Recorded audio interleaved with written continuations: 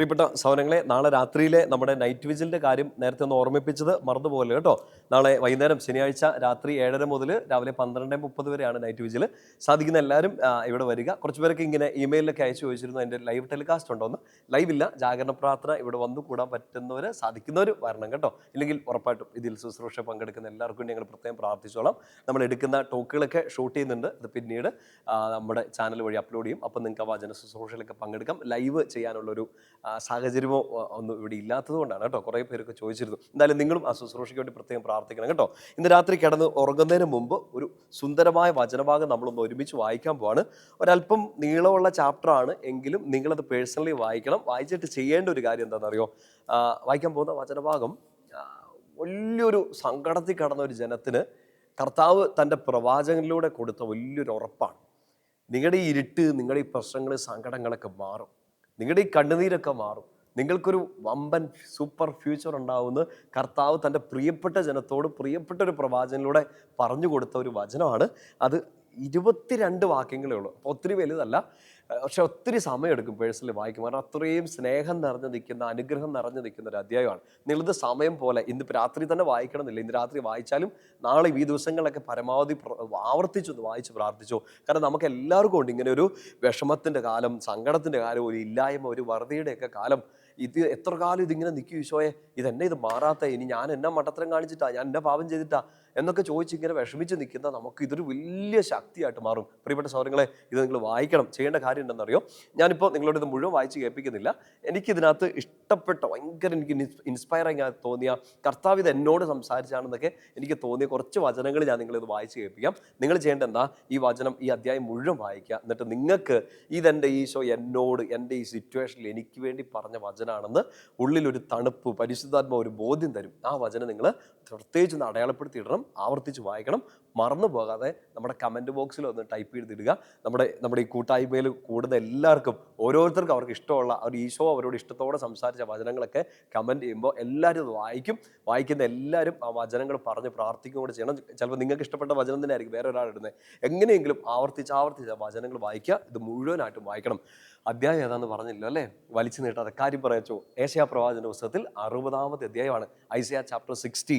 Title ഇങ്ങനെയാണ്, ജെറുസലേമിൻ്റെ ഭാവി മഹത്വം. ബൈബിൾ എടുക്കാവോ? എടുത്ത് വായിച്ചിപ്പോൾ തുടങ്ങിക്കോ.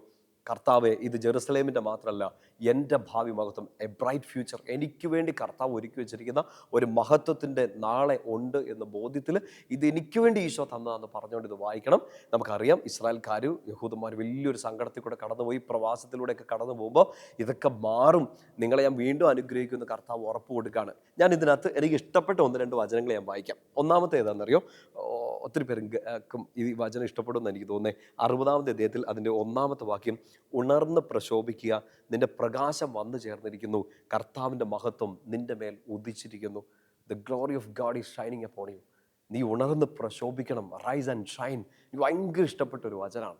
നിങ്ങൾക്ക് ഇഷ്ടമുള്ളവർ അതൊന്ന് അടയാളപ്പെടുത്തിയിടണം കേട്ടോ. മറ്റൊരു വചനം ഇങ്ങനെയാണ്, 9-ാമത്തെ വാക്യത്തിൻ്റെ അവസാനത്ത് ഇങ്ങനെയുണ്ട്, അവിടുന്ന് നിന്നെ മഹത്വപ്പെടുത്തിയിരിക്കുന്നു.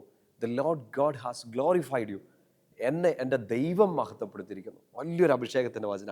മറ്റൊരു വചനം അതിൻ്റെ കൂടെയുള്ളതാണ്. 10-ാമത്തെ വാക്യത്തിൻ്റെ അവസാനം ഇങ്ങനെയാണ്, എൻ്റെ കരുണയിൽ ഞാൻ നിന്നോട് കൃപ ചെയ്തു.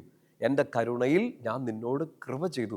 ഈശോയ്ക്ക് എന്നോട് സ്നേഹമായതുകൊണ്ട് ഈശോ എനിക്ക് എന്ത് തന്നു എന്നാ? എനിക്ക് ഒത്തിരി ഗ്രേസ് തന്നു. എൻ്റെ പ്രിയപ്പെട്ട സഹോദരങ്ങളെ, നോക്ക്, ഇതെല്ലാം പേഴ്സണലി പ്രാർത്ഥിക്കണം. ഇതെനിക്ക് ഈശോ തന്നു എന്ന് പറഞ്ഞ് സ്വീകരിച്ചുകൊണ്ട് ഈ വചനങ്ങളൊക്കെ വായിക്കണം. മറ്റൊരു വചനമാകാം 15-ാമത്തെ വാക്യം അടയാളപ്പെടുത്തിയിട്ടോ, ആരും കടന്നു പോകാത്ത വിധം പരിത്യക്തയും വെറുക്കപ്പെട്ടവളുമായിരുന്നു നീ. ഞാൻ നിന്നെ എന്നേക്കും പ്രൗഢിയുറ്റവളും തലമുറകൾക്ക് ആനന്ദമാക്കും. ഒന്ന് പേഴ്സണലി പ്രാർത്ഥിച്ച, ഈശോയെ ഇത് എന്നെക്കുറിച്ചാണ്, ഇത് എങ്ങനെ സംഭവിക്കണമെന്ന്. തലമുറകൾക്ക് ഞാനൊരു ആനന്ദം. മാതാപിതാക്കൾ ഇത് കേൾക്കുമ്പോൾ അവർക്ക്, മക്കൾക്ക് നിങ്ങൾ അഭിമാനമാവുമല്ല, മക്കൾക്ക് നിങ്ങളൊരു ആനന്ദത്തിൻ്റെ വിഷയമാകണം. നിങ്ങളുടെ അടുത്ത തലമുറയ്ക്ക് നിങ്ങളൊരു ആനന്ദത്തിൻ്റെ വിഷയമാണ്. കുഞ്ഞുമക്കൾ ഇത് കേൾക്ക്. നിങ്ങൾ പഠിക്കുന്ന സ്ഥലത്തിന്, കലാലയങ്ങൾക്ക് നിങ്ങൾ ചുമ്മാ ഒരു പ്രസൻസായ പോലെ അവിടെ you should be A present. ഒരു വലിയ ഗിഫ്റ്റായി, ഒരു ആനന്ദമായിട്ട് അവിടെ നിൽക്കണം. അതാണ് നമ്മൾ ജോലി ചെയ്യുന്ന ഇടങ്ങൾക്കെല്ലാം ഒരു അഭിഷേകമായിട്ട് നമുക്ക് മാറണം. ഒരു വചനം കൂടെ വായിക്കാവോ? 19-ാമത്തെ വാക്യം, 19-20 കൂടെ ഒന്ന് വായിക്കാം. പകൽ സൂര്യനായിരിക്കില്ല ഇനി നിനക്ക് പ്രകാശം തരിക, നിനക്ക് പ്രകാശം നൽകാൻ രാത്രിയിൽ ചന്ദ്രനായിരിക്കില്ല പ്രശോഭിക്കുന്നത്. കർത്താവായിരിക്കും നിന്റെ നിത്യമായ പ്രകാശം, നിന്റെ ദൈവമായിരിക്കും നിന്റെ മഹത്വം. ഇരുട്ടിലാണ്, സങ്കടത്തിലാണ്, വഴി തെളിക്കാൻ ആരുമില്ല. വചനം ഉറപ്പ് തരികയാണ്, നിന്റെ പ്രകാശം ആരാണ്? നിനക്ക് വഴി തരുന്ന ആരാണ്? വഴി തെളിക്കുന്നതാരാണ്? കർത്താവ് തന്നെയാണ്. അടുത്തൊരു വാചനോടെ വായിച്ച 20-ാമത്തെ വാക്യം, നിന്റെ സൂര്യൻ അസ്തമിക്കുകയില്ല, നിന്റെ ചന്ദ്രൻ മറയുകയില്ല, കർത്താവ് നിന്റെ നിത്യപ്രകാശമായിരിക്കും, നിന്റെ വിലാപദിനങ്ങൾ അവസാനിക്കും. യെശയ്യാപ്രവാചന പുസ്തകത്തിൽ 60:20 നിന്റെ സൂര്യൻ അസ്തമിക്കുകയില്ല, നിന്റെ ചന്ദ്രൻ മറയുകയില്ല, കർത്താവ് നിന്റെ നിത്യപ്രകാശമായിരിക്കും, നിന്റെ വിലാപദിനങ്ങൾ അവസാനിക്കും. പ്രിയപ്പെട്ട സഹോദരങ്ങൾ, ഇത് കേട്ടുകൊണ്ടിരിക്കുന്നത് ഇപ്പോൾ ഈ ഒരൊറ്റ മൊമെൻറ്റിലേക്കൊന്ന് പോസ് ചെയ്തിട്ട് ഇത് ഹൃദയത്തിലേക്ക് ഏറ്റെടുക്കാവോ? എൻ്റെ സങ്കടങ്ങളും എൻ്റെ ഇരുട്ടുകളും എൻ്റെ വേദനകളും ഒക്കെ മാറും. എനിക്കൊരു പ്രകാശം ഉണ്ടാകും. എൻ്റെ മുമ്പിൽ ഈശോ ഒരു വഴി തെളിക്കും. ഞാൻ ഓരോ തവണ ദേവാലയത്തിൻ്റെ പടി കടക്കുമ്പോഴും എനിക്ക് വേണ്ടി അവൻ വഴി തുറക്കും. ഞാൻ ഓരോ തവണയും ആ പള്ളിയിൽ നിന്ന് ഇറങ്ങുമ്പോൾ അവൻ എൻ്റെ മുമ്പിൽ വഴി തെളിച്ചു തരും. ഞാൻ ഓരോ തവണയും എൻ്റെ സങ്കടങ്ങളിൽ, എൻ്റെ കൺഫ്യൂഷനുകളിൽ, എൻ്റെ ആകുലതകളിൽ, അസ്വസ്ഥതകളിൽ വിശുദ്ധ ഗ്രന്ഥത്തിൻ്റെ വചനങ്ങൾ തുറക്കുന്ന സമയത്ത് കർത്താവ് എനിക്ക് പ്രകാശം തരും. ഞാൻ വിശുദ്ധ കുർബാനയോട് ചേർന്ന് നിൽക്കുമ്പോൾ, ഞാൻ വിശുദ്ധരോട് ചേർന്ന് നിൽക്കുമ്പോൾ, വിശുദ്ധരുടെ കൂട്ടായ്മയിൽ ഞാൻ പ്രാർത്ഥിക്കുമ്പോൾ, ഓരോ തവണ ഞാൻ കർത്താവിനെ ആശ്രയിക്കുമ്പോഴും എനിക്ക് എൻ്റെ കർത്താവ് തരുന്ന ഉറപ്പാണ്, നിൻ്റെ വിലാപദിനങ്ങൾ അവസാനിക്കും. കേട്ടോണ്ടിരിക്കുന്ന ഈശോയുടെ കുഞ്ഞ്, എത്ര കാലം കരയണം, എത്ര കാലം സങ്കടപ്പെടണം, എത്ര കാലം കർത്താവെ ഞാൻ ഇങ്ങനെ മുട്ടി വിളിക്കണം, നീ എന്താ എനിക്ക് ഉത്തരം തരാത്തെ? എൻ്റെ വിലാപദിനങ്ങൾ എന്ന് അവസാനിക്കും? എൻ്റെ ഈ പ്രവാസം എന്ന് അവസാനിക്കും? ഈശോയെ, ഞാൻ കാത്തിരിക്കുന്ന ഈ ജോലി എനിക്ക് എന്ന് കിട്ടും? എൻ്റെ ഈ കണ്ണുനീര് എന്ന് വറ്റും? കണ്ണുനീര് കവിളിലോ ഒഴുകി ഇതാ ഒരു ചാലിട്ട് കീറിയ പാടായി. പക്ഷേ എന്നാ കർത്താവെ നീ കാണുന്നത്, കേൾക്കുന്നത്? എന്നാ എനിക്കൊരു ഉത്തരം തരുന്നത്? You are waiting. ഒത്തിരി കാലമായിട്ട് കാത്തിരിക്കുക. ഏശയ്യാ 60:20 മോളെ ഇത് ഹൃദയത്തിലോട്ട് ഏറ്റെടുക്കാവോ? കർത്താവ് പ്രവാചകങ്ങളിലൂടെ ഇസ്രായേൽക്കാർക്ക് കൊടുത്തതല്ലേ, ഇത് ഇന്ന് കർത്താവ് നിന്നോട് പറയുന്നതാണ്. നിൻ്റെ വിലാപദിനങ്ങൾ അവസാനിക്കും. നിനക്ക് നിൻ്റെ സൂര്യൻ മറഞ്ഞു നിൽക്കില്ല. നിൻ്റെ സൂര്യൻ മറഞ്ഞു നിൽക്കില്ല. നിൻ്റെ ചന്ദ്രൻ അസ്തമിച്ചു പോവില്ല. ആ വചനം കൃത്യമായിട്ടൊന്ന് ഹൃദയത്തിലേക്ക് ഏറ്റെടുത്തേ. നിൻ്റെ സൂര്യൻ അസ്തമിക്കുകയില്ല, നിൻ്റെ ചന്ദ്രൻ മറഞ്ഞു പോവുകയില്ല. ഇതെനിക്ക് വേണ്ടി എൻ്റെ ഈശോ എന്നോട് സംസാരിച്ചാണ്. ഹൃദയത്തിലേക്ക് ഏറ്റെടുക്കണം. ഇത് പ്രാർത്ഥിക്കണം. ഇത് സംഭവിച്ചു കഴിഞ്ഞു. എൻ്റെ മഹത്വത്തിൻ്റെ ദിനങ്ങൾ ഇതാ കർത്താവ് ഉദ്ഘാടനം ചെയ്ത് കഴിഞ്ഞു. എൻ്റെ വിലാപദിനങ്ങൾ അവസാനിച്ചിരിക്കുന്നു. ആമേൻ. ഒരു വചനം, അവസാനത്തെ വാക്യം ഇങ്ങനെയാണ്, ഏശയ്യാ 60:22. ഈ വചനം നിങ്ങളുടെ ഹൃദയത്തിലേക്ക് സ്വീകരിക്കുക. ഏശയ്യാ 60:22, ഏറ്റവും നിസ്സാരനായവൻ ഒരു വംശവും ഏറ്റവും ചെറിയവൻ ശക്തിയുള്ള ജനതയുമാകും. ഞാനാണ് കർത്താവ്, യഥാകാലം ഞാനിത് ത്വരിതമാക്കും.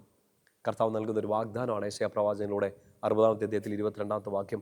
ഏറ്റവും ചെറിയവനെ ഒരു ജനതയാക്കാൻ പറ്റുന്ന, ഏറ്റവും നിസ്സാരനായവനെ മുൻപന്തിയിൽ നിർത്താൻ പറ്റുന്ന കർത്താവ് പറയുക, യഥാകാലം, ഇൻ മൈ ടൈം, എൻ്റെ കൈറോസിൽ, എൻ്റെ കൃത്യമായ സമയത്ത് ഞാനിത് സാധ്യമാക്കി തരുമെന്ന് കർത്താവ് വാഗ്ദാനം തരികയാണ്. അപ്പോൾ ഇത് കേട്ടുകൊണ്ടിരിക്കുമ്പോൾ you may be the least one in the community. നിൻ്റെ കുടുംബത്തിലെ, നിൻ്റെ കൂട്ടായ്മയിലെ, സ്കൂളിലെ, കോളേജിലെ ഏറ്റവും ലീസ്റ്റ് വൺ, ഏറ്റവും പുറകോട്ട് നിൽക്കുന്ന ഒരാളായിരിക്കും. ഇല്ലെങ്കിൽ അവർ പുറകോട്ട് നിർത്തിക്കാണും. ഏറ്റവും സ്ട്രോങ് ആയ ആളുകൾ മുമ്പിലുണ്ട്. ഏറ്റവും ബ്രൈവായ, ശക്തിയുള്ള ആളുകൾ, കഴിവുകളുള്ള ആളുകൾ മുമ്പിലുണ്ട്. പക്ഷെ നീ ഏറ്റവും പുറകിലായിരിക്കാം. But you can make a smart move. ഇപ്പോൾ ഭയങ്കര സ്മാർട്ടായ ഒരു കാര്യം ചെയ്യാം. എന്താണെന്നറിയോ? അത് ഈശോയെ മുറുകെ പിടിക്കുക എന്നുള്ളതാണ്. അത് ഈശോയെ മുറുകെ പിടിച്ച് മുമ്പോട്ട് പോകുക എന്നുള്ളതാണ്. എപ്പോഴും ഒന്നാം സ്ഥാനത്ത് എത്തണമെന്നില്ല, എപ്പോഴും ഏറ്റവും പവറിൽ പോകണമെന്നില്ല. പക്ഷേ ഏറ്റവും മുൻപന്തിയിൽ കർത്താവ് എത്തിക്കുമെന്നുള്ളൊരു ഉറപ്പ് നിനക്ക് ഉണ്ടാവണം. You should be smart. എങ്ങനെ സ്മാർട്ട് ആവണം? നമ്മുടെ കുരുട്ടുബുദ്ധിയും കുശാഗ്ര ബുദ്ധിയും ഒന്നും ഉപയോഗിച്ചുകൊണ്ടല്ല, നമ്മുടെ ആത്മീയ ബുദ്ധി ഉപയോഗിക്കണം. ആ ബുദ്ധിയിൽ ചെയ്യേണ്ട ആദ്യത്തെ തീരുമാനം ഇതാണ്: ഞാൻ എൻ്റെ കർത്താവിൻ്റെ പ്രകാശത്തിൽ നടക്കുന്നു, ലോകത്തിൻ്റെ വഴികളിലൂടെയല്ല. എൻ്റെ ഈശോയെ ആശ്രയിച്ചാൽ നിൽക്കുമെന്ന് തീരുമാനിക്കുക. യഥാകാലം കർത്താവ് ഇത് ത്വരിതമാക്കും, ഇത് സാധ്യമാക്കി തരും. ഏശയ്യാ 60:22, ഏറ്റവും ചെറിയവനെ മുൻപന്തിയിൽ എത്തിക്കും, ഏറ്റവും ബലം കുറഞ്ഞവനെ, അവഗണിക്കപ്പെട്ടവനെ ഒന്നാം സ്ഥാനത്ത് എത്തിക്കാൻ പറ്റുന്ന കർത്താവിൻ്റെ കൂടെ നിൽക്കുക എന്നുള്ളതാണ് നമുക്കിപ്പോൾ ചെയ്യാൻ പറ്റുന്ന ഏറ്റവും സ്മാർട്ടായ കാര്യം. ആ കാര്യം തീരുമാനിച്ചാൽ അനുഗ്രഹമായിട്ട് മാറും. പ്രിയപ്പെട്ട സഹോദരങ്ങൾ, ഇതൊരു അനുഗ്രഹമായിട്ട് സ്വീകരിക്കുക. ഏശയ്യാ 60:22. പ്രിയപ്പെട്ട സഹോദരങ്ങൾ, ഇന്ന് രാത്രി കിടന്നുറങ്ങുന്നതിന് മുമ്പ് ഈ വചനഭാഗം മുഴുവൻ വായിക്കുക. മുമ്പ് പറഞ്ഞതുപോലെ തന്നെ നിങ്ങൾക്ക് ഏറ്റവും ഇഷ്ടപ്പെട്ട വചനങ്ങളൊക്കെ അടയാളപ്പെടുത്തി ഇടുക, വായിക്കുക, പ്രാർത്ഥിക്കുക, സ്വീകരിക്കുക. ഒപ്പം തന്നെ നമ്മുടെ കമൻറ്റ് ബോക്സിൽ നമ്മുടെ ഈ ശുശ്രൂഷ പങ്കെടുക്കുന്ന എല്ലാവർക്കും വേണ്ടി വായിക്കാനും അവർക്കതൊരു ഇൻസ്പിറേഷൻ ആവാൻ വേണ്ടിയിട്ട് പ്രാർത്ഥിക്കുക, അതിടുക, ഷെയർ ചെയ്യുക. ഈശോ നിങ്ങളെ അനുഗ്രഹിക്കട്ടെ. നമ്മുടെ ശുശ്രൂഷയെ കർത്താവ് ബലപ്പെടുത്തട്ടെ. നമ്മുടെ കർത്താവ് ഈശോ മിശിഹായുടെ കൃപയും പിതാവായ ദൈവത്തിൻ്റെ സ്നേഹവും പരിശുദ്ധാത്മാവിന്റെ സഹവാസവും കൂടി ഉണ്ടായിരിക്കട്ടെ, ഇപ്പോഴും എപ്പോഴും എന്നേക്കും. ആമേൻ. ഈശോ മിശിഹായ്ക്ക് സ്തുതിയായിരിക്കട്ടെ.